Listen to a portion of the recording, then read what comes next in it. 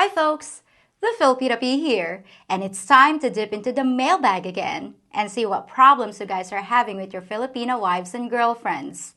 It never ceases to amaze me how many sticky situations you get yourselves into, but it's always interesting. And it really helps the viewer understand the unique dilemmas that can arise when dating a Filipina. So what do we got this time?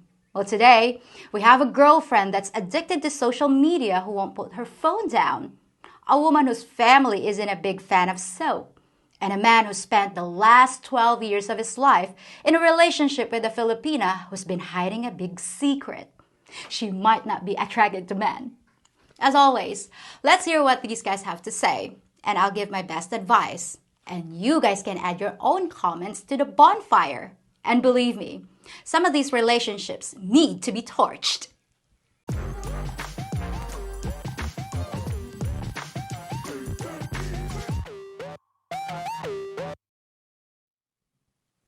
Okay, let's dive right in. The first email is from Marvin P., who's currently living right here in Cebu. Marvin writes, Hello, Princess P. Hello, Marvin. I've been dating this Filipina for almost a month now, and she's got a really annoying habit that's driving me crazy. I know you're gonna say that there are too many fish in the sea and I should dump her, but there's just something about her that I haven't seen in any other woman. I think she's gorgeous, obviously, with long legs, long hair, and when she smiles, she has this adorable little gap between her front teeth. The sex is great too, and it seems like she's insatiable. Last week alone, okay, I'll skip this part and just say that she seems open-minded. Oh boy, goodness gracious, very open-minded. But the problem is, every time we're together, she just sits there with her head down, buried in her phone. Now, I'm 21 years older than she is. She's 27 and I'm 48. So I expected there to be a technology difference between us, since she grew up with a phone in her hand and I did not. But this is ridiculous. When we're eating, instead of talking to me, she's texting friends, watching videos, and posting pictures of herself on Facebook, TikTok, and Instagram.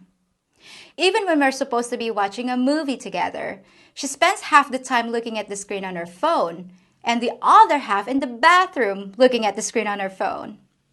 I don't think she's cheating on me. I think she's just absorbed in some online world that I'm not a part of. I told her that I wasn't happy like this, and she keeps promising she'll put down the phone. But the improvement only lasts a day or two, and then she's back at it. Apart from having sex, it feels like I'm the only person in this relationship. Are all Filipinos like this, or am I just asking too much? Oh, Marvin, I'm so sorry you're going through this, but if it helps, you're not alone, not by a long shot. Filipinos spend more time using social media than anyone else in the world, and it's something that Western guys complain about all the time, especially on a first date with a Filipina who just doesn't seem to know when to put her stupid phone away. According to many recent studies, an addiction to social media can be as bad as an addiction to cocaine and just as hard to quit.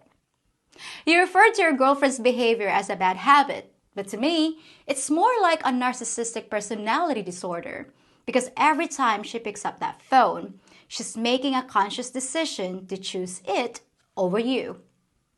Now, you can't just say, never use your phone again. That's impossible. And telling her to cut back is too vague to produce any real results. But one thing you can do is to set aside some phone-free time, like when you're eating, watching a movie, or doing an activity together. Make your expectations very clear. Don't compromise. And let her know what will happen if she fails. Now, if you still prefer spending time in a virtual world instead of the real world with you, then you were right when you guessed what my advice would be. There are just too many other Filipinas in the world, even ones with cute little gaps between our teeth. And there's no need to suffer from one-nights after just a few weeks of being together. The Philippines is your oyster, and you have every right to look for the perfect pearl. So next we have BB Truman, who's also right here in the Philippines, in Ormoc. BB says, please don't be offended by my question. Don't worry, BB. I've heard just about everything, and it takes a lot to offend me. I just arrived in the Philippines last week, where I spent time alone with my girlfriend for the past few days, and everything was just great. We're really into each other and have no complaints about her at all. But then we went to meet her parents at their house out in the country, in what seemed like a very impoverished area. I don't care about that, but my problem was that we all sat down for a big meal where they kept encouraging me to eat, and afterwards, I asked to use the bathroom. When I got in there, I wasn't surprised to find out there was no toilet paper because he already warned us about that. So I brought my own. The trouble was, when I was finished, I didn't see any kind of soap in there either.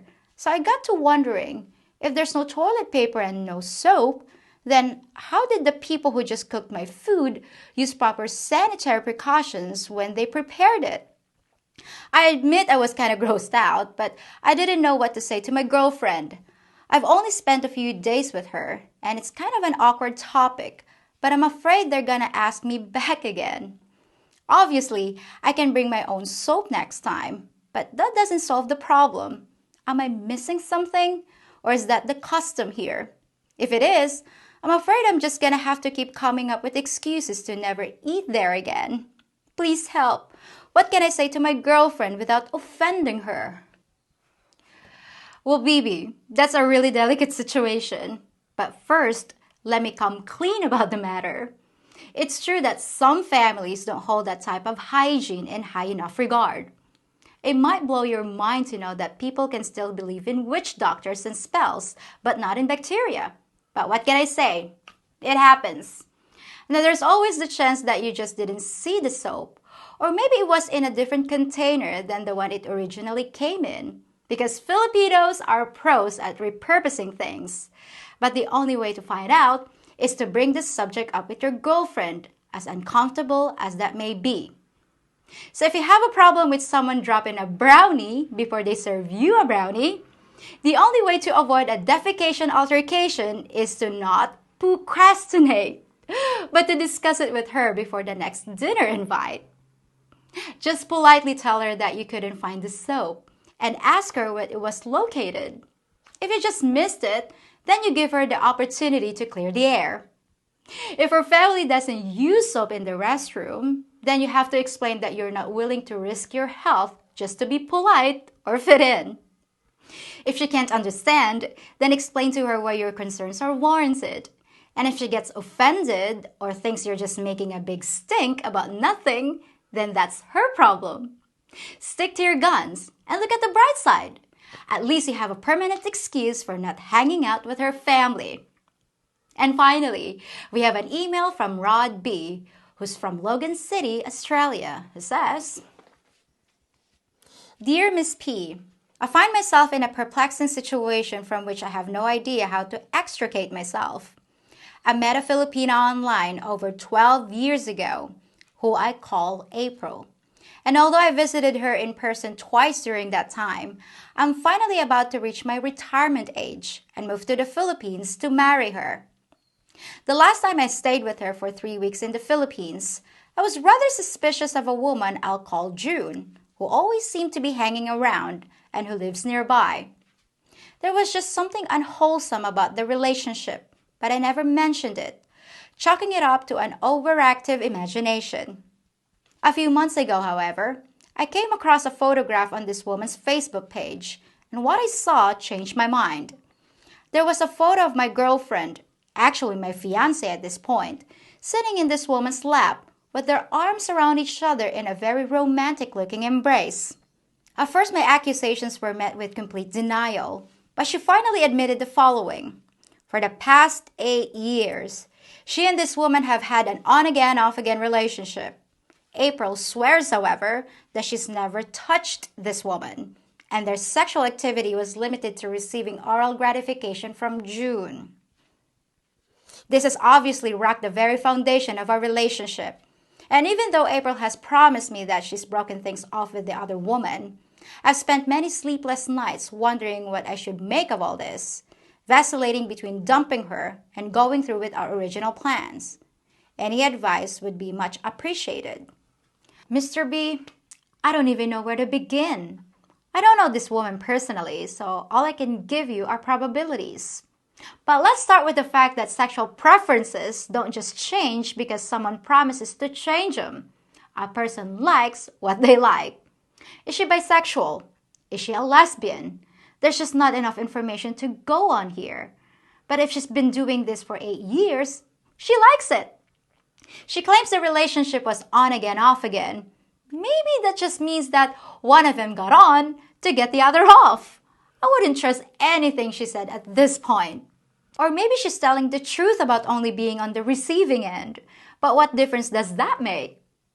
The critical thing to me is the lying and deception. She came clean because you caught her, not because of a guilty conscience. So you really have to ask yourself what other secret she's keeping. The knowledge that April may have had June might not even bother you that much. Heck, maybe the thought of her getting her carpet steam cleaned by another woman even turns you on. But again, it's the deception that's the problem, and this might be just the tip of the iceberg. I know most of the comments are probably gonna tell you to dump her, and I'm afraid that's my advice as well. But this is something you're gonna have to decide on your own. Just don't fall victim to the sunk cost fallacy, where people are desperate to keep doing something because they have so much invested in it. You've already sunk 12 years into this relationship, and it cost you a lot in terms of emotion and maybe even finances. But that just can't be a part of the equation at this point. Pretend this is the first time you've ever thought about marrying April.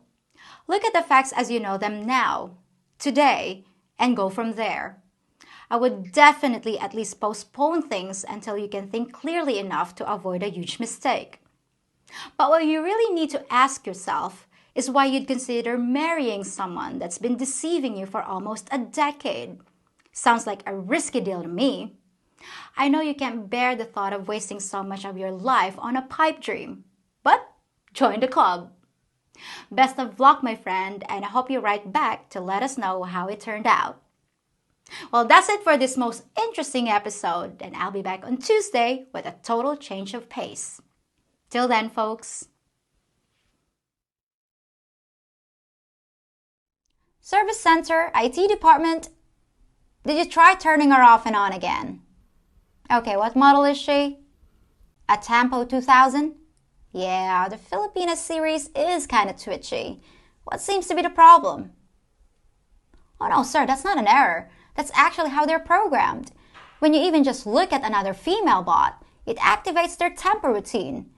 Did it just totally shut down for a few hours? Not a sound. Yep, that's what they're supposed to do. Just give it a while and she'll power up again. Anything else I can help you with? Staking cash out of your wallet when you're not looking? Well, we can try disabling the scamming subroutine, but that's usually hardwired into the newer models. Okay, it's obvious you're having a lot of trouble with your Filipina bot. Did you get the extended warranty? Yeah, I know, it's really expensive on that series. Well, maybe you just want to trade her in for a Western model. We're running a special right now on the blue-haired fembot. And one model in particular, the Karen 2023, is so cheap, they're practically giving it away. Sir? Hello? Hello?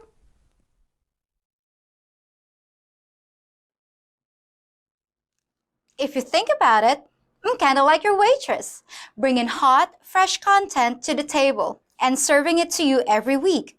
The only thing I ask for my hard work is that you leave a small tip in the form of a thumbs up on this video, a subscription to my channel, hitting the notification bell so you know when your next meal has been served, and asking you to share this video with friends.